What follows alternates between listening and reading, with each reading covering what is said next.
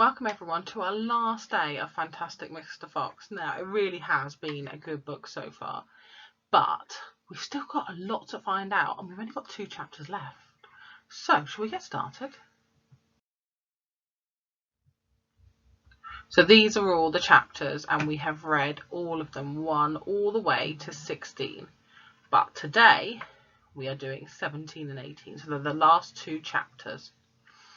So the first one is called The Great Feast, and that is where obviously they have the big banquet or the feast. The last chapter is called Still Waiting. Now that doesn't give much away. That would maybe suggest maybe the farmers are still waiting. Oh, I don't know. So let's see if we get the ending that we want. Let's see if you guys were right in your predictions. The Great Feast.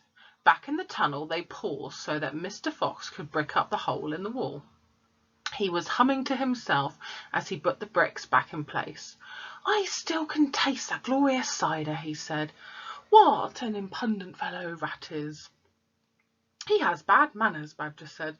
"All rats have bad manners. I've never met a polite rat yet." "And he drinks too much," said Mr. Fox, putting the last brick in place. "There we are, now home to the feast." They grabbed the jars of cider and off they went. Mr. Fox was in front and the smallest fox came next and Badger last. Along the tunnel they flew, past the turning that led to Bunce's mighty storehouse, past Bogus's chicken house number 1, and then up to the long home stretch towards the place where they knew Mrs. Fox would be waiting. "Keep up, my darlings," shouted Mr. Fox. "We'll soon be there. Think what's waiting for us at the other end. Just think we'll be bringing home for us in those jars. We ought to cheer up poor Mrs. Fox." Mr. Fox sang a little song as he ran. "Home again, swiftly I glide, back to my beautiful bride. She'll not feel so rotten, and soon as she's gotten some cider inside." Then Badger joined in. "Oh, poor Mrs. Badger," he cried, "so hungry she very nearly died. But she'll not feel so hollow if only she'll swallow some cider inside her inside." So they are so merry, they're so merry, they're so happy that they are singing songs. So Fox and Badger, they're so happy that they're singing. Does that happen to you? When you get really happy, do you sing? I do sometimes when I'm driving in the car. If a really good song comes on the radio and I feel really happy, I'll sing along. As they were singing, they rounded the final corner and burst onto the most wonderful and amazing sight that any of them had ever seen. The feast was just beginning. A large dining room had been hollowed out of the earth, and in the middle of it, seated around a huge table, were no less than 29 animals. They were Mrs. Fox and the 3 small foxes, Mrs. Badger and the 3 small badgers, Mole and Mrs. Mole and the 4 small moles, Rabbit, Mrs. Rabbit and 5 small rabbits, Weasel, Mrs. Weasel and 6 small weasels, and the table was covered with chicken, ducks and geese, hams and bacon, and everyone was tucking into their lovely food. Oh, what did they forget to write in there? They forgot, because they've written the table's covered chicken, ducks, geese, hams, bacon. But what are the rabbits going to eat? What did they forget in the list? They forgot the carrots, didn't they? Yes, otherwise the rabbits would have to go hungry. "My darling," cried Mrs. Fox, jumping and hugging Mr. Fox. "We couldn't wait. Please forgive us." Then she hugged the smallest fox of all. Mrs. Badger hugged Badger, and everyone hugged everyone else. Amid the shouts of joy, and the great jars of cider were placed upon the table, and Mr. Fox and Badger and the smallest foxes sat down with the others. You must remember, no one had eaten anything for several days, and they were ravenous. That's a good word, isn't it? Ravenous. What do you think the word ravenous means? They were really, really hungry. They were starving, weren't they? They were ravenous. For a while, there was no conversation at all. So sometimes if you're eating dinner and it's really, really quiet, it might mean that everyone's so hungry that they're just eating and they don't want to talk. And this is what's happening. There was only the sound of crunching and chewing as all the animals ate all the succulent food. At last, Badger stood up. He raised a glass aside and called out, "A toast! I want to stand and drink to a toast to our dear friend who saved our lives this day, Mr. Fox." "To Mr. Fox," they all shouted, standing up and raising their glasses. "To Mr. Fox, long may he live." Then Mrs. Fox got up slowly to her feet. "I don't want to make a speech. I just want to say one thing, and this is, my husband is a fantastic fox." Everyone clapped and cheered, and then Mr. Fox himself stood up. So there she is. She has called him a fantastic fox, which is obviously where the name comes from. Then Mr. Fox himself stood up. "This is a delicious meal," he began, and then he stopped. So everyone's very, very happy. Let's see what happens next. In the silence that followed, he left by a tremendous belch. There was laughter and more clapping. "This delicious meal, my friends," he went on, "is courteous of Messrs. Boggis, Bunce and Beans." More cheering and laughter. "And I hope you have enjoyed it as much as I have." He let fly another colossal belch. "Better out than in," said Badger. "Thank you, Mr. Fox," grinning hugely. "But now, my friends, let us be serious. Let us think of tomorrow and the next day and the days after that. If we go out, we will be killed, right?" "Right," they shouted. "We'll be shot before we've gone a yard," said Badger. "Exactly," said Mr. Fox. "But who wants to go out anyway? Let me ask you that. We are all diggers, every one of us. We hate the outside. The outside is full of enemies. We only go because we have to get food for our families. But now, my friends, we have an entirely new setup. We have a safe tunnel leading us to 3 of the finest stores in the world." "We do indeed," said Badger. "I've seen them." "And you know what this means?" said Mr. Fox. "It means that none of you will ever need to go out in the open again." There was a buzz of excitement around the table. "Therefore I invite you all," said Mr. Fox went on, "to stay here with me forever." "Forever?" they cried. "My goodness, how marvellous!"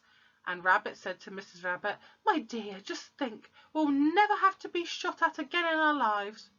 "We will make it," said Mr. Fox. "A little underground village with streets and houses on each side, separate houses for badgers and moles and rabbits and weasels and foxes. And every day I shall go shopping for you all, and every day we shall eat like kings." So that is his plan. That's his suggestion going forward, that they just stay underground and that every day he will go out and get things. Sounds like a good plan. I wonder if anything's going to get in the way of his plan. Let's keep going.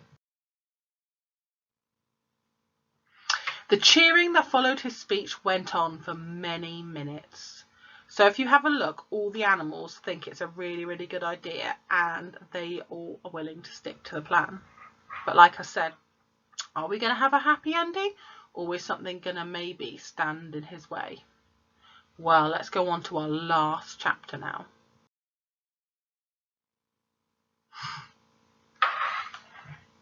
Chapter 18, Still Waiting. Outside the fox's hole, Boggis, Bunce and Bean sat on their tents with their guns in their laps. It was beginning to rain. Water was trickling down the necks of the 3 men into their shoes. "He won't stay here much longer now," Boggis said. "The brute will be famished," said Bunce said. "That's right," said Bean. "He'll keep making a dash for it any moment. Keep your guns handy." And there they sat by the hole waiting for the fox to come out. And as far as I know, they are still waiting. And that is the end of the story. So the ending here says, as far as we know, they're still waiting. So that is the ending of the story. However, you could always write your own ending. You could carry it on, because here's the book. We finished the book. That was the last page. There we go. That was the last page. But is the story really finished here? Now, this happens actually to quite a lot of stories. In quite a lot of stories that the book is finished, but you could write more. And that's where if you write a second story, that's called a sequel. So maybe you could have a go at writing your own ending. So in the book ends as the farmers are still waiting. But are they going to wait there forever? No, I don't think they are. And they will get bored of sitting there. So will they move? Will they try and dig further? Will they eventually go back to their chicken house and the cider and the duck and geese house? Will they eventually learn that Mr. Fox is stealing? Eventually they'll have to, because the stock will be going down again. So what will happen? Maybe you could draw a picture, or you could write a little bit about what do you think is going to happen. Will Mr. Fox eventually move on? Or will they just live happily ever after? Maybe that could be a project that you could do if you want. Maybe you could write the next chapter of this book if you want to. It was a very lovely story and it was a good ending, but I think that you guys could write an even better ending for it. What do you think? Well, thank you everyone for listening to Fantastic Mr. Fox. I think you'll agree he was a fantastic fox. He really was. And we are going to have another story next week. Next week. And I went back and I looked at the votes from the stories, and there was another story that got, actually in the end, it got the same amount of votes. There was a few late votes casted, and this book was also Roald Dahl, and it was this book, which is Matilda. So this is the next book I'm going to read. But if you have a look, Fantastic Mr. Fox, it's quite a thin book. And in that book, there were 82 pages. Not very many. But if you have a look at Matilda, it is quite a thick book. And in Matilda, there is 240 pages. There's a lot. There are 21 chapters in it. So I'm going to be very busy putting this on the computer and then reading it for you. Okay, so this will be our next book, Matilda, and it's a really lovely book. So have a lovely Monday afternoon, and I'll see you tomorrow with Matilda. Bye for now.